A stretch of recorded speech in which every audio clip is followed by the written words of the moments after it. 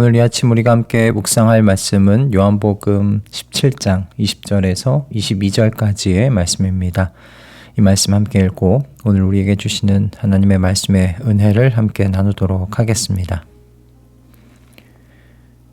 나는 이 사람들을 위해서만 비는 것이 아니고 이 사람들의 말을 듣고 나를 믿는 사람들을 위해서도 빕니다. 아버지께서 내 안에 계시고 내가 아버지 안에 있는 것과 같이 그들도 하나가 되어서 우리 안에 있게 하여 주십시오. 그래서 아버지께서 나를 보내셨다는 것을 세상이 믿게 하여 주십시오. 나는 아버지께서 내게 주신 영광을 그들에게 주었습니다. 그것은 우리가 하나인 것과 같이 그들도 하나가 되게 하려는 것입니다. 아멘. 가나안 성도라는 말을 들어보신 적이 있으신지 모르겠습니다. 제도적인 교회의 어떤 나쁜 모습을 보거나 또는 여러 가지 다른 이유들로 인해서 교회 공동체를 떠나 홀로 신앙을 지켜가는 사람들, 우리는 그런 분들을 가나안 성도라고 부릅니다. 가나안 성도의 이 수치는 조사가 2012년도부터 시작됐다고 하는데 2025년까지 계속 증가 추세입니다. 2025년에는 기독교인 중에 31%가 자신을 가나안 성도라고 말했다고 할 정도입니다. 그리고 이 중에 20대 청년층이 44% 대다수를 차지하고 있고요. 그런 어떤 상황 가운데 있습니다. 그런데 제 눈에 더 띄었던 이 조사 데이터는 그 종교단체 소속 없는 종교생활 가능 여부를 묻는 질문에 대한 답변이었어요.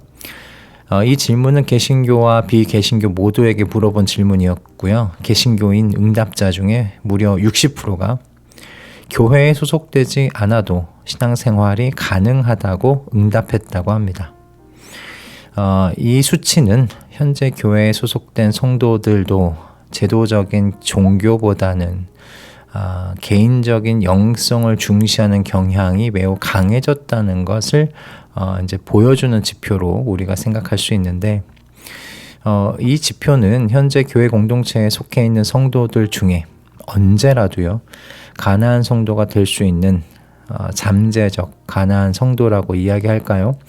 그와 같은 분들의 층이 두텁다는 것을 의미하는 수치입니다. 그런데 제게 충격적인 것은 이 잠재적 가나안 성도의 층이 두텁다는 것이 아니었습니다. 교회 공동체 안에 속해 있는 이 개신교인들 중 50%가 넘는 분들이 교회 없이도 신앙생활 가능하다고 생각했다는 바로 이 지점이 제게는 개인적으로 굉장히 충격적인 내용이었습니다. 저는 교회 없이도 신앙생활이 가능하다라고 생각하고 계시는 분들에게 오늘 본문의 말씀을 다시 한번 묵상해 보시기를 권면해 드리고 싶어요. 요한복음 17장은 예수님의 대제사장적 기도로 유명한 본문입니다. 그리고 특히 오늘 이 본문은 제자들을 위한 예수님의 기도가 이제 제자들이 전하는 메시지를 듣고 예수님을 믿게 될 미래의 성도들을 위한 기도로 넘어가는 부분입니다.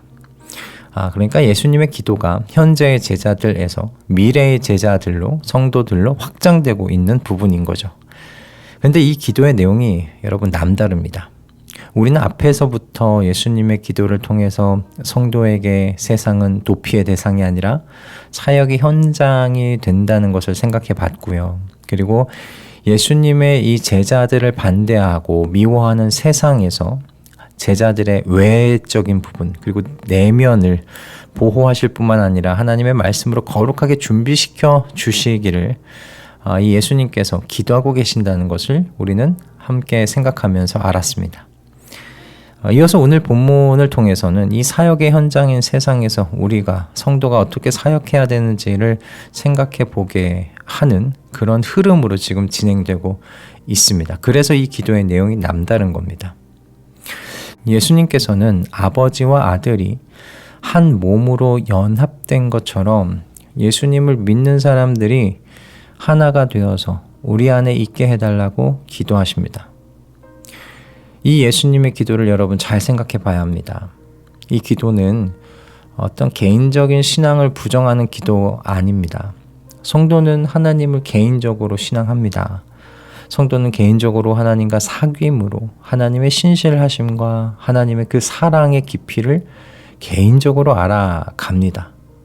그러나 그렇다고 해서 하나님께서 성도가 개인적으로만 하나님과 교제하며 그리고 만족해하는 모습, 이거 기뻐하시는 건 아닙니다. 여러분, 여러 자녀들이 있는 부모를 한번 생각해 보시기 바랍니다. 부모에게는 그 한 자녀 한 자녀가 다 사랑스럽습니다. 그래서 자녀들이 각자 개인적으로 부모에게 찾아와 사랑을 나누고 부모와 사귀고 부모와 함께 식사하고 이야기 나누는 것, 부모 입장에서 당연히 좋아합니다. 그러나 부모가 더 보고 싶은 모습은요, 그렇게 각자가 부모에게 찾아오는 것이 아니라, 그것도 좋지만 그것 이상으로 자녀들이 서로를 애틋하게 대하고 사랑하면서 한 몸처럼 살아가는 모습, 그거 보여주는 것, 그것이 더 부모가 보고 싶은 모습이죠. 부모에게 아무리 자녀들이 개인적으로 너무 잘한다고 해도 서로 대면대면하고 시기하고 질투하고 좀채 함께 지내지 못하는 모습을 보여준다면 이런 자녀들을 어찌 부모의 마음을 기쁘시게 해드리는 자녀들이라고 이야기할 수 있겠어요. 여러분, 마찬가지입니다. 하나님에게 교회는 성향도 성격도 생김새도 다른 하나님의 자녀들이 서로 어우러져 살아가는 공동체입니다. 그러므로 교회 없이도 신앙생활이 가능하다고 생각한다면 여러분, 그건 반쪽짜리로 살아가겠다는 것과 다르지 않습니다. 하나님께서는 삼위일체 하나님이십니다. 성부와 성자와 성령께서 우리의 이해와 지식을 넘어서는 바로 그 신비로 한 몸으로 연합하여 계신 하나님이시고요. 그리고 이 하나님께서 서로 다른 우리를 세상에서 불러내셔서 교회라는 이름으로 모으셨습니다. 그리고 하나님께서 하나이신 것처럼 우리도 하나가 되기를 그렇게 바라고 계십니다. 때문에 여러분, 성도와 교회는 서로 분리해서 생각할 수가 없습니다. 교회 없이도 신앙생활을 할 수 있다는 생각을 혹시라도 여러분 잠시 가지셨었다면 그 생각의 씨앗을 버려버리실 수 있기를 바랍니다. 교회 없는 신앙생활은 어쩌면 나 개인의 만족을 위한 신앙일지도 모르는 일입니다. 그런 신앙의 함정에 빠질 수 있다는 사실을 기억하실 수 있기를 바랍니다. 여러분, 하나님께서 원하시는 것은 성부와 성자와 성령 하나님께서 하나이신 것과 같이 우리도 하나가 되어서 하나님 안에서 한 몸을 이루며 살아가는 것을 하나님께서는 원하고 계십니다. 이와 같은 하나님의 원하심이 저와 여러분의 원함이 되는 새해 2026년이 되어지기를 소원하고, 이것을 두고서 함께 아침마다 기도함으로 또 한 해를 살아내 가보는, 또 하나님께서 보기를 기뻐하시는 모습으로 교회를 세워나가는, 한 몸 되는 교회로 세워나가는 우리 모든 가족분들 다 되실 수 있기를 주님의 이름으로 축복합니다. 할렐루야. 기도하겠습니다.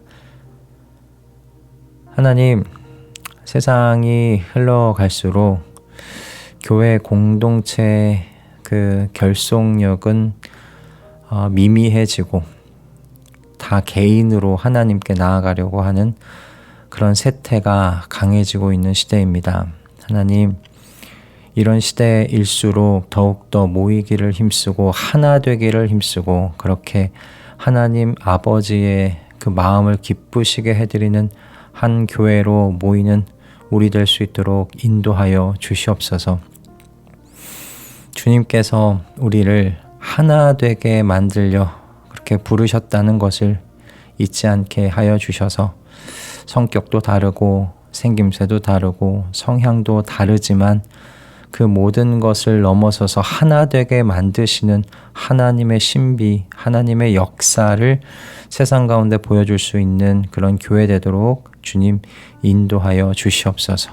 주님께서 그와 같은 신비를 이 세상 가운데 보여주는 교회로 우리를 세워가실 것을 믿으며 우리 주 예수 그리스도의 이름으로 기도드립니다. 아멘.